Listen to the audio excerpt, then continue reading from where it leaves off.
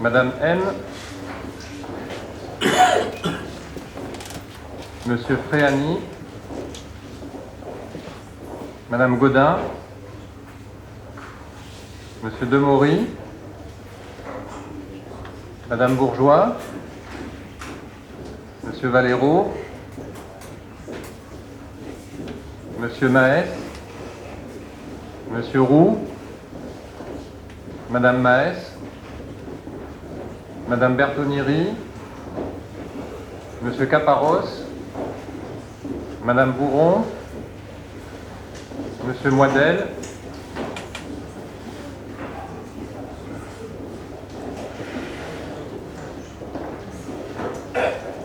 Madame Revest, Monsieur Garcia,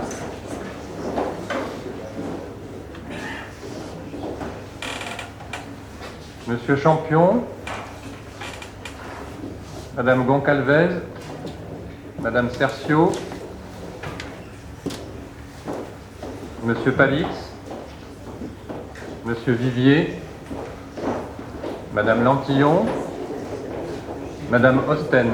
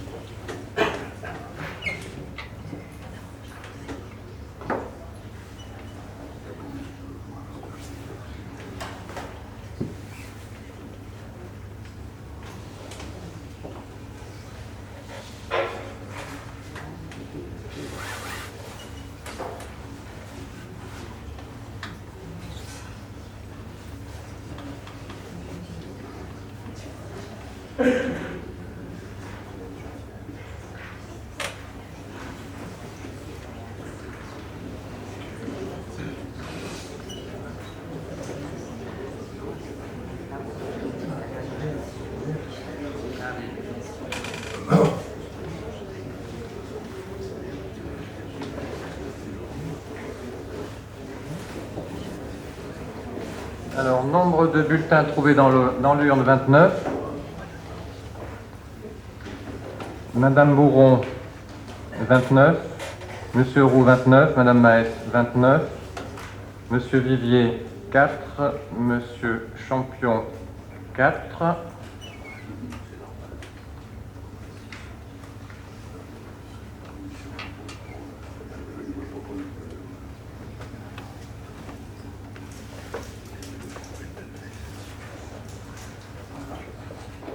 Suppléants. Monsieur Bertoncini, 29. Monsieur Valero, 29. Monsieur Maes, 29. Madame Lantillon, 4.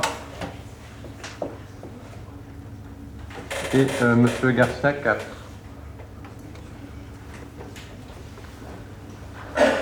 Donc, qui est contre? Qui s'abstient? Qui est pour?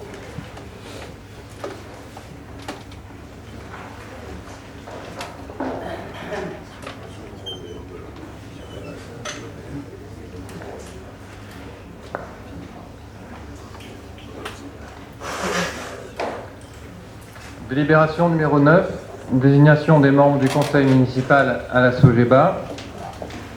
Alors, il s'agit de procéder à l'élection de 7 représentants de la commune au conseil d'administration et de procéder à l'élection d'un délégué titulaire et d'un délégué suppléant.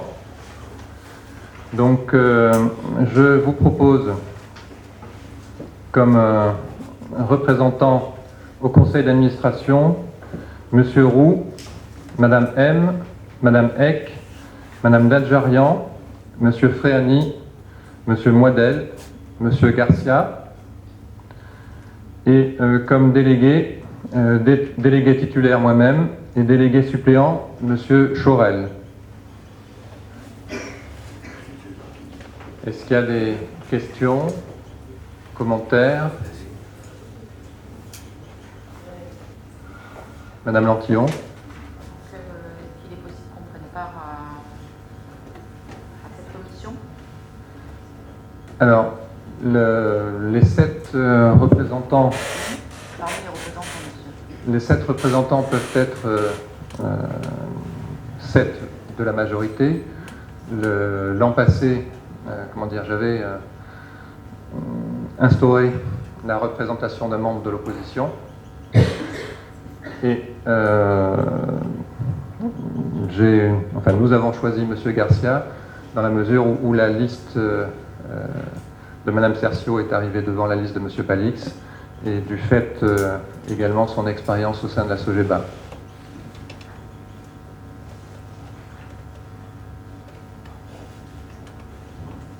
décision est prise. La délibération est proposée de cette manière-là.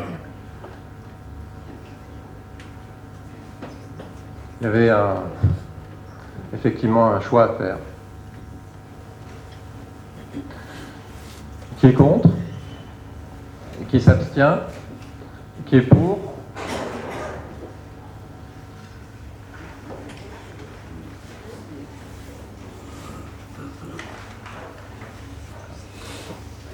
J'ai une petite question à poser.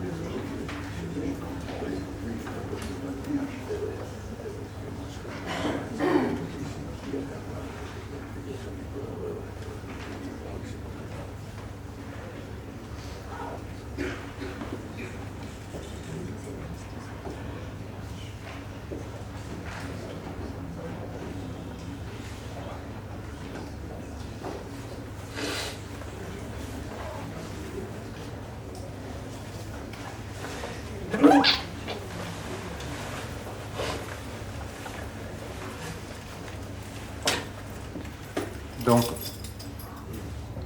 délibération numéro 10, renouvellement du conseil d'administration du CCAS, Centre communal d'action sociale.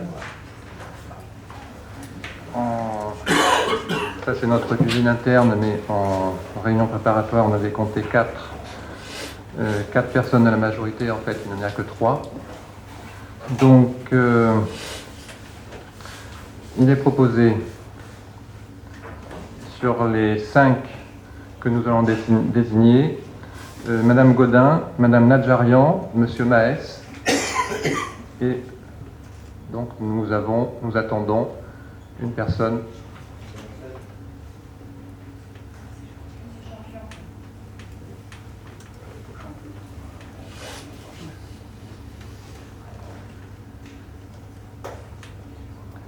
Donc, il est proposé à votre vote Madame Godin, Madame Nadjarian, Monsieur Maes, Madame Osten, Monsieur Champion.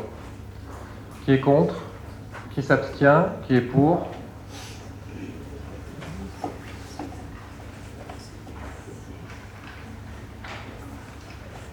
Délibération numéro 11, désignation des membres du conseil municipal au conseil d'exploitation de la régie des parkings.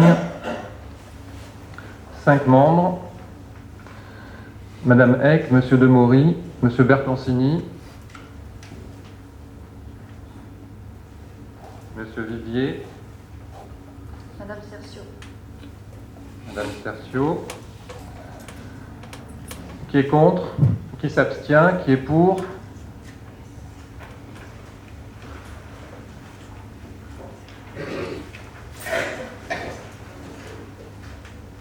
Conseil des écoles. On commence par les titulaires. Alors, il y a trois représentants. Madame Bourron, Monsieur Demory, et qui se propose Madame Lantillon. Est-ce que c'est accepté? On a quelqu'un à la SOGEBA, donc nous acceptons.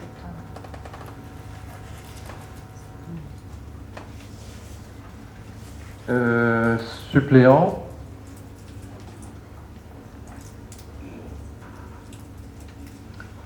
Oui, donc suppléant Madame Nadjarian, Madame Maes et une 3e personne.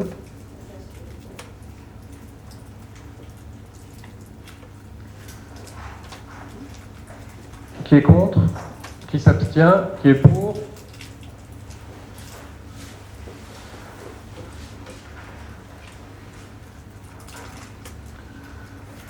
Conseil d'administration du collège Rému, 3 représentants, Monsieur Bertoncini, Madame Sarkissian et Madame Cercio.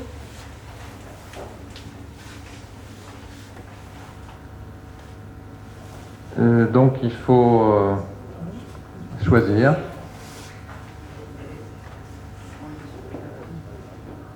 Suppléant. Pardon? Non, on te laisse. Il n'y a pas de suppléant là. Non, on laisse. Madame Cercio.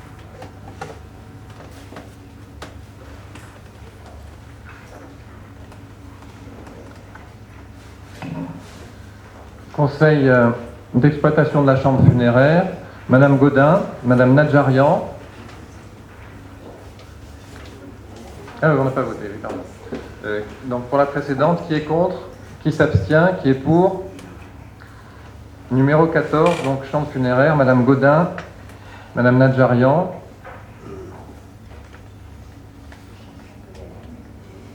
Monsieur Champion, alors. Monsieur Champion. Et donc les 2 autres personnes sont des fonctionnaires. Qui est contre? Qui s'abstient? Qui est pour?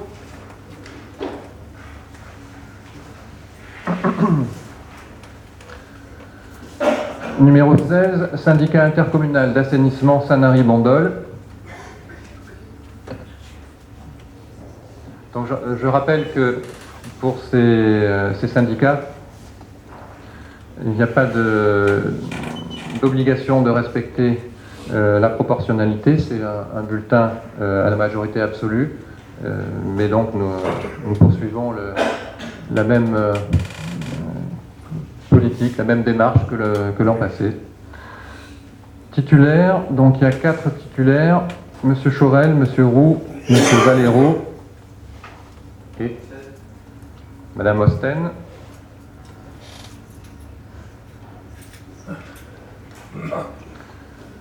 Qui est contre? Qui s'abstient? Qui est pour?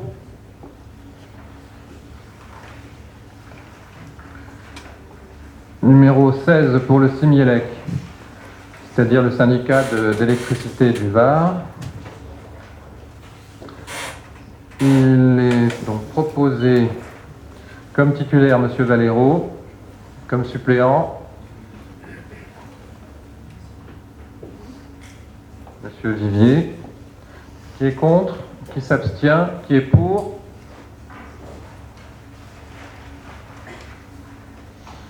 Numéro 17, le cytomate, donc le transport et le traitement des ordures ménagères de l'aire toulonnaise. Titulaire, M. Chorel. Il faut un autre titulaire.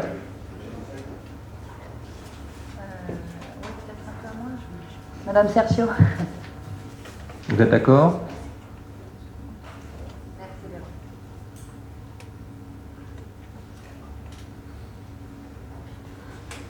Suppléant, M. Valero. Qui est contre? Qui s'abstient? Qui est pour?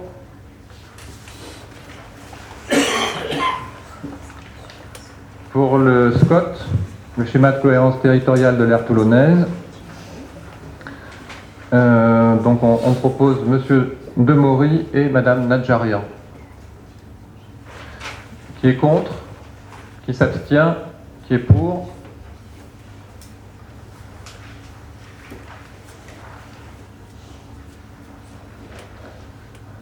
Pour le MIAGE, la mission intercommunale Action Jeune. Donc nous proposons M. Moidel, titulaire, M. Bertoncini, suppléant. Qui est contre? Qui s'abstient? Qui est pour?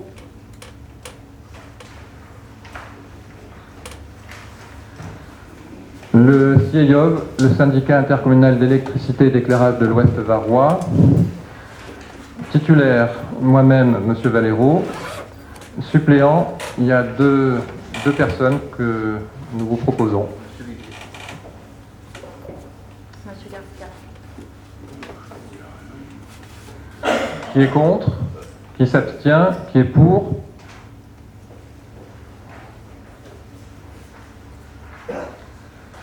Pour le CIVAD, le syndicat intercommunal varois d'achat alimentaire et divers. Titulaire, Madame Bourron. Un deuxième titulaire.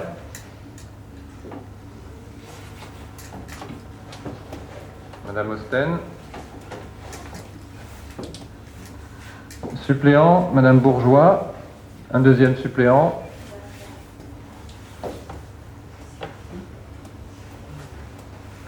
Qui est contre? Qui s'abstient? Qui est pour?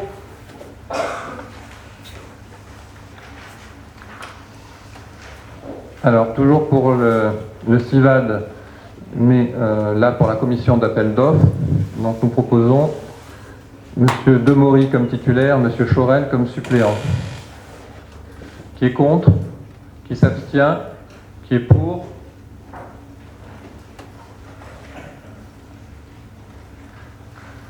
Syndicat de la REP et du Grand Valat.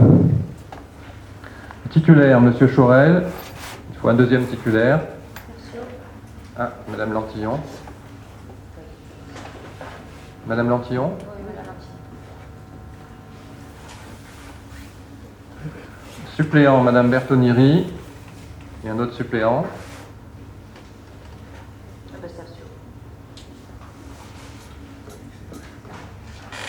Qui est contre? Qui s'abstient? Qui est pour?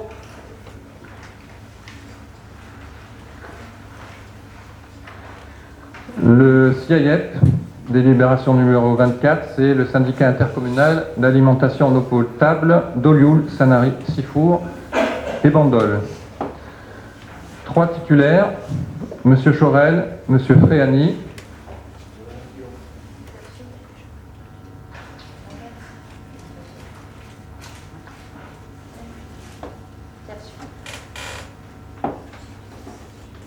Madame Cercio, qui est contre, qui s'abstient, qui est pour.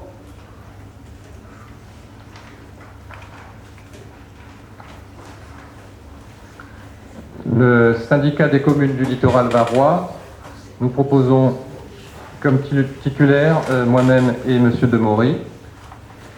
Qui est contre, qui s'abstient, qui est pour. Délibération numéro 26. Un membre représentant la commune pour le comité communal des feux de forêt. Délibération numéro 27. Un représentant pour l'association des communes forestières du Var. Et pour les deux, nous proposons M. Valero. Qui est contre? Qui s'abstient? Qui est pour? Ah, pardon. Autant pour moi. Donc un suppléant pour la 27, c'est-à-dire représentant à l'association des communes forestières du Var. Donc M. Valero et un suppléant. M. Vivier. Qui est contre, qui s'abstient, qui est pour. 28, IFAP, Conseil d'administration, initiative, formation, appui pédagogique, emploi. Nous proposons M. Rocheteau. Qui est contre, qui s'abstient, qui est pour.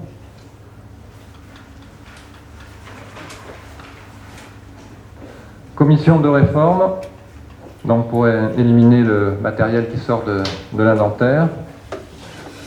5 membres, M. Bertoncini, M. Chorel, M. Demory et 2 autres noms.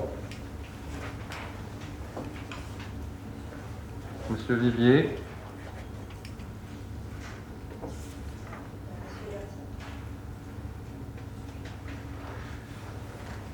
M. Garcia. Et il y a en plus le chef de service concerné par la commission et l'élu en charge du service. Qui est contre? Qui s'abstient? Qui est pour?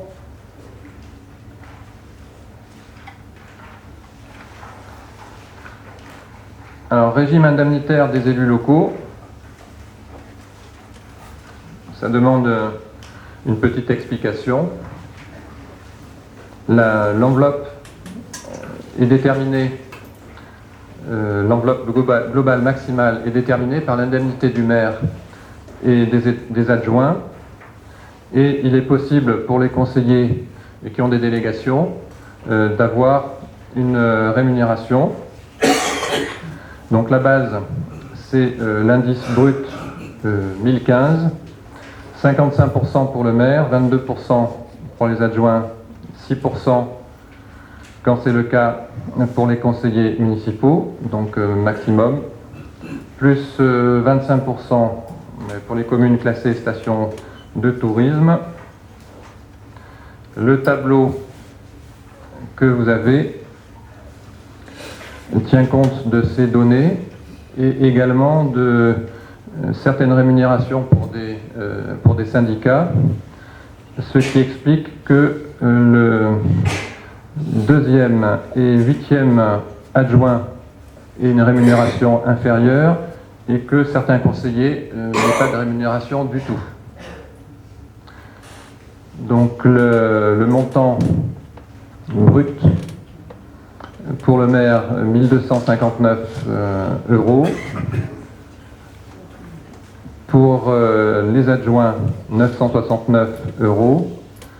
Pour les adjoints qui voient un montant amputé, 508 euros. Et pour les conseillers municipaux, 285 euros. Donc ça, c'est le montant brut. Le montant net est un peu inférieur. Donc de mémoire, ça correspond à peu près à un peu plus de 900 euros pour le maire, un peu plus de 800 euros pour les adjoints et un peu plus de 230 euros pour les conseillers municipaux. Pas de questions? Qui est contre? Qui s'abstient? Qui est pour?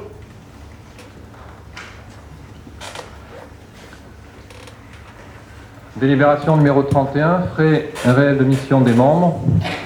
Donc, les fonctions à la fois de maire, d'adjoint et de conseiller municipal donnent droit au remboursement des frais réels, sur justificatif bien entendu.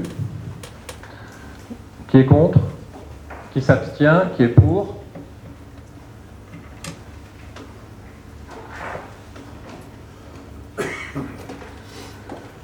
Numéro 32, budget principal, ouverture de crédit d'investissement pour 2016.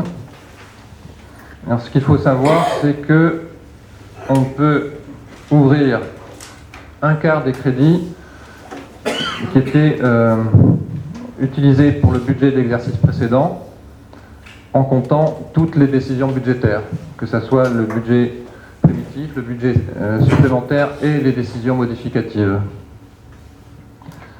Il est proposé d'ouvrir 120 000 euros pour des travaux que vous avez sur votre papier. Ce sont des travaux qui concernent le chapitre 21, les immobilisations corporelles. Qui est contre? Qui s'abstient? Qui est pour?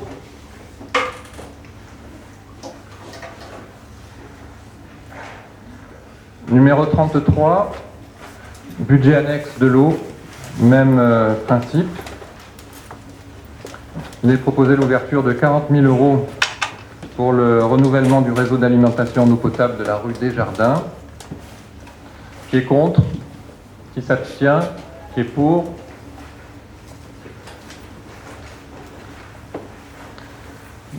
Numéro 34, budget de l'assainissement.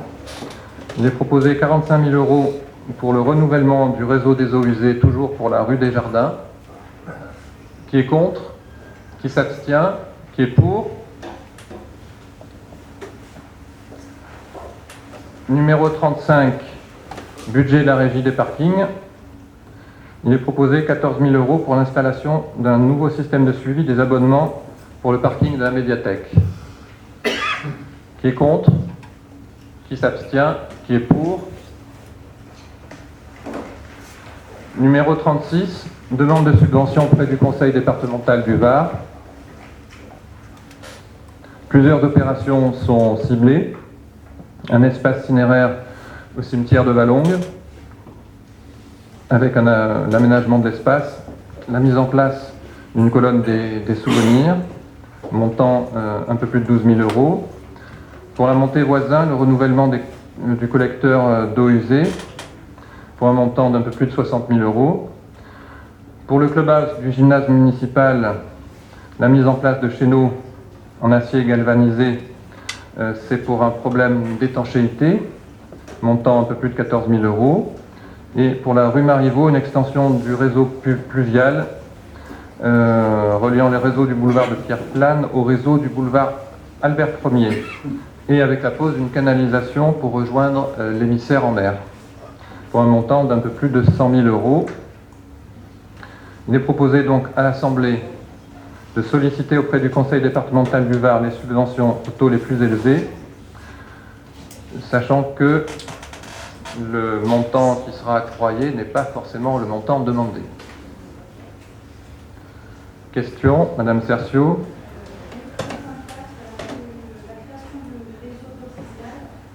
Est-il en relation avec l'opération immobilière en cours, en fait, pour s'adapter à ce qui peut être bâti? C'est ça? Avec? Il y a une opération immobilière en cours, rue Marivaux. Laquelle?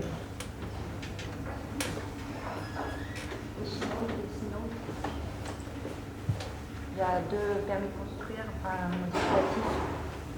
Vous voyez où c'est? Vers Pierre-Plane. Oui. Marivaux. Savoir si c'est en concordance ou pas, si c'est pour ça que... Alors, je pense pas que ça, qu'il y ait un rapport. Pas de rapport? Je pense pas. C'est pas pour s'adapter en fait à l'augmentation de population qui sera dans cette zone-là? Alors, il faudrait regarder exactement le permis en question. Je ne suis pas convaincu que les surfaces imperméabilisées augmentent, parce que disons que la précaution a été prise de respecter un certain pourcentage d'espace vert. Ouais. Bon, là, je ne peux pas vous répondre de manière formelle, mais on peut vérifier, mais je ne pense pas qu'il y ait de rapport. Ok. Ben, vous me donnerez la réponse plus tard, c'est pas grave. Alors, M. Bertoncini a la réponse. Super. Oui. Attention près de vous. Ça fait un torrent qui passe dans la rue de Pierre-Plage. Une problématique, oui. Donc, D'accord. pour Donc mettre c'est en souterrain. indépendant. Ok. Merci. Qui est contre? Qui s'abstient? Qui est pour?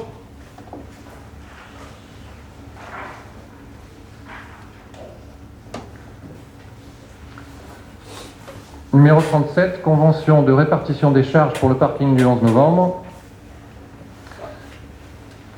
Alors,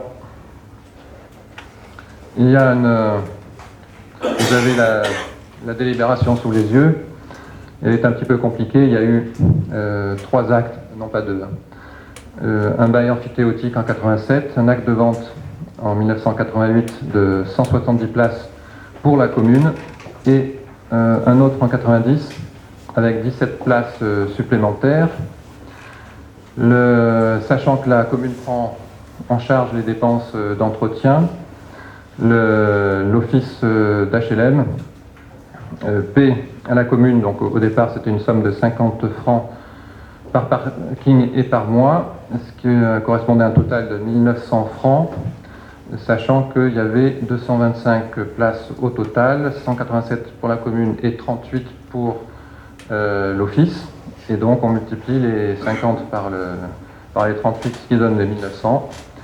Il y a une formule de révision qui est un petit peu complexe, donc je ne vous l'explique pas, je n'en suis pas capable. Il y a un P, un S, un BT01, un PSDC, et je pense que bien malin, qui dans l'Assemblée peut dire ce que c'est, mais nous faisons confiance à l'administration qui a travaillé là-dessus. Donc, il est proposé à l'Assemblée d'approuver la convention qui est jointe. Qui est contre? Oui, Madame Cercio. Question, s'il vous plaît. En 1990, donc, la somme devait être de 50 francs, si j'ai bien compris, par box, en fait. Hein. Oui. Et là, donc, donc en 1990, avec une convention, avec une révision logiquement annuelle. Oui. Ok. Bon, aujourd'hui, on nous propose une convention à 7,62 € par box, Oui. soit 50 francs. Pardon? Soit 50 francs. Oui. Et la révision annuelle depuis 1990, Mais elle n'y a pas été. il manque 25 ans.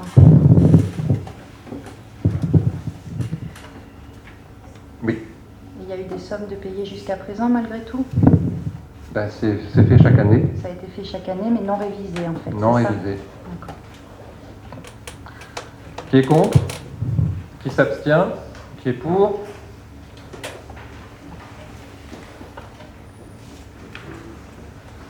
Numéro 38, renouvellement du bail précaire d'un immeuble communal abritant le restaurant anciennement dénommé le Pescadou.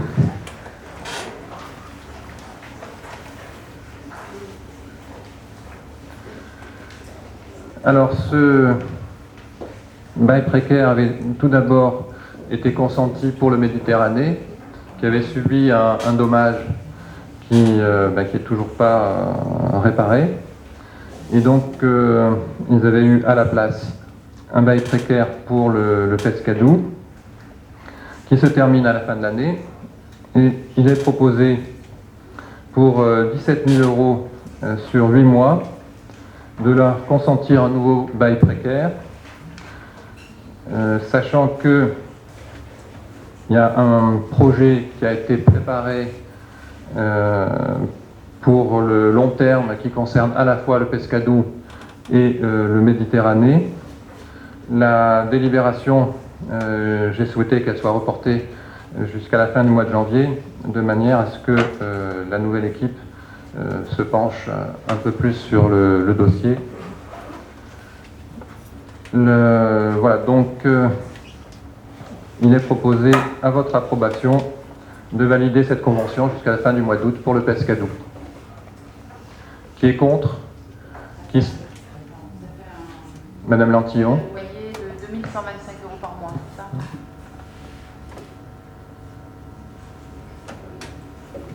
Pour des mois de haute saison. Oui. Alors, si ça peut paraître beaucoup, ce qu'il faut, ou peu, ce qu'il faut savoir, c'est que on avait eu des difficultés à trouver quelqu'un. On avait lancé, ce n'était pas un appel d'offres puisque ça n'était pas nécessaire, mais une consultation où il y avait une mise en concurrence, on va dire, par courrier. Et donc la seule personne qui avait été volontaire s'était finalement désistée. Donc c'était un peu compliqué de trouver quelqu'un. Voilà.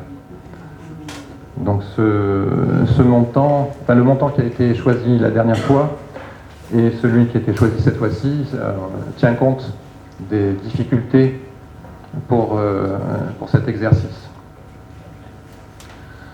Qui est contre? Qui s'abstient? Qui est pour? Numéro 39. Participation de la commune à l'opération Impasse Frontenac. Alors, il s'agit de 14 logements locatifs sociaux, sachant qu'il y avait une procédure de préemption sur cette parcelle. Et c'est un cas qui illustre de manière intéressante les relations entre la commune et l'EPF PACA, sachant que la commune a perdu le droit de préemption au profit de la préfecture. Vous avez le prix de revient de l'opération. Il y a une participation de la ville de Bandol à hauteur de 15 000 € par logement. Jusqu'à présent, la participation de la ville était pour les opérations de ce type de 10 000 € par logement. L'histoire de cette opération est intéressante. L'an passé, il y avait eu un vote pour approuver la convention entre la commune et le PF PACA. J'avais reporté au dernier moment le vote de cette convention qui ne présentait pas de protection suffisante pour la commune et donc, à mon sens, pour les administrés. Et on a précisé les termes de cette convention en renforçant les pouvoirs du maire. Alors effectivement, dans cette histoire, il faut faire confiance au maire pour défendre l'intérêt à la fois de la ville en termes de construction de logements sociaux, mais aussi des administrés qui ne doivent pas être, bon le terme spolié est un peu fort, mais ne doivent pas être lésés dans cette affaire. Cette affaire du Frontenac est illustrative à ce sujet, puisque les premières négociations, les premières informations qui sont passées par mail, que j'ai vu passer par mail, il y avait 50% d'amputation du prix du logement par rapport non seulement au prix proposé par le vendeur, mais au prix des domaines. C'était bien entendu pas admissible, et après avoir vu passer un certain nombre de mails, je suis intervenu et j'ai réuni quelques élus, agents, chefs de service de la commune et l'EPF, et j'ai demandé à ce qu'il ne soit fait aucune proposition au-dessous de 80% du prix des domaines. Pour ce cas particulier, la proposition n'a pas convenu au vendeur, ce qui était son choix. Il a retiré sa DIA, c'est-à-dire la déclaration d'intention d'aliéner, et l'histoire aurait pu s'arrêter là. Nous avons à notre actif, sur l'année 2015, seulement 3 logements sociaux. Et là, vous voyez qu'il y a un enjeu de 14 logements sociaux. Les sanctions de la loi SRU peuvent être considérables. Il peut y avoir au maximum, si on ne fait rien, une multiplication par 5 de la pénalité. Actuellement, nous sommes à un peu plus de 300 000 € de pénalité. Il y a un plafond, mais ce plafond se situe à peu près aux alentours des 1 200 000 €. Donc bien entendu, on ne peut pas rester les bras croisés. C'est la raison pour laquelle on a montré notre bonne volonté par rapport au préfet, qui a bien entendu la volonté affichée de la commune de Bandol de construire des logements sociaux en nombre suffisant, en nombre significatif par rapport à la difficulté que nous avons au niveau du foncier. Et le préfet a parfaitement compris qu'à Bandol, il n'était absolument pas possible d'atteindre les 25% imposés par la loi SRU, avec la modification du flou, alors que nous en sommes aujourd'hui à peine un peu plus de 6%. Alors, le monsieur concerné par cette vente était tout de même un peu embêté, puisqu'il voulait vendre son bien, et il ne pouvait pas le vendre au prix qu'il souhaitait. Donc il est venu me voir à la permanence que j'ai à l'hôtel de ville, place du marché, place de la Liberté. Et donc il m'a dit qu'il était bien embêté, qu'il ne pouvait pas vendre son bien et qu'il était coincé. Le prix de vente, c'était 680 000 €. Les 80%, ça représentait à peu près 530 000 €, je vous le fais à la louche. Et donc, je lui ai expliqué que, malgré tout, il fallait que lui aussi fasse un petit effort, dans la mesure où il y a quelques avantages qui sont procurés par l'EPF. Et ces petits avantages, c'est la garantie que l'EPF prend à son compte tous les recours éventuels et le vendeur est ainsi assuré de pouvoir toucher le produit de sa vente dans des délais beaucoup plus courts que s'il n'y avait pas l'EPF au milieu. Et donc nous avons un peu négocié et je lui ai proposé 580 000 €. Donc il a accepté. Je considérais que dans cette histoire, à la fois les intérêts de la ville en termes de construction de logements sociaux étaient respectés, et à la fois les intérêts de ce monsieur, donc d'un administré bandolais, étaient également respectés. Alors, l'affaire aurait pu s'arrêter là, mais il est apparu qu'il y avait une somme supplémentaire qui entrait en jeu, c'est la plus-value pour cette résidence. Et cette plus-value s'élevait à peu près à 60 000 €. Là, je vous le fais toujours à la louche, c'est le principe qui est intéressant. Et cette plus-value, le PF ne voulait pas la prendre à son compte et demandait à la commune de le faire. A demandé au vendeur de le faire. Donc le vendeur a refusé et le PF a ensuite demandé à la commune de le prendre en charge. Donc l'opération a été à nouveau en train de capoter et donc là je suis intervenu et je demandais à l'EPF de le prendre à sa charge et d'utiliser pour ça un fonds de, je ne sais pas comment il s'appelle, un fonds de réserve qui leur permet de faire face à certaines difficultés. sachant que cette plus-value ne peut être réclamée que si l'opération ne se fait pas. Et cette opération a tout de même de grandes chances de se faire, bien heureusement pour tout le monde.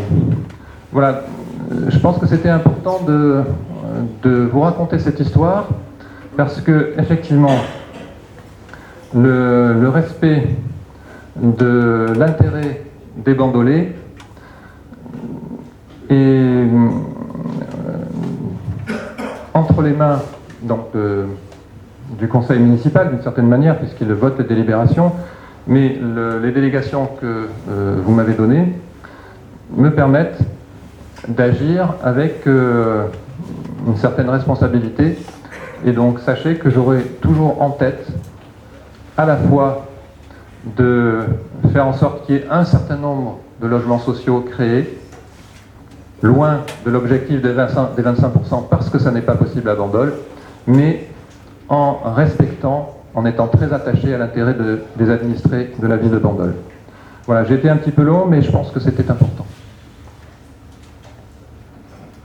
Madame Cercio. Merci Monsieur le maire pour ces explications, effectivement, que nous n'avions pas complètement. Alors nous avons quand même d'autres questions. Vous avez précisé tout à l'heure qu'il y avait donc 15 000 € de subventions données par la commune, si je comprends bien, multipliées par 14 logements pour faire 210 000. Oui. Bien. C'est donc une subvention d'investissement par logement? Oui. D'accord. Alors, dans la délibération, il est indiqué qu'il s'agit d'une participation financière sous la forme d'une subvention pour surcharge foncière, ce qui est différent. 210 000 €, c'est pas la même chose. C'est la même participation que nous avions votée il y a peu de temps concernant le canton de Valongue. Sur la destination de la subvention, ce n'est pas la même chose. La surcharge foncière, c'est bien sur l'acquisition foncière, donc l'acquisition du terrain. Tandis que la subvention d'investissement, c'est sur l'acquisition des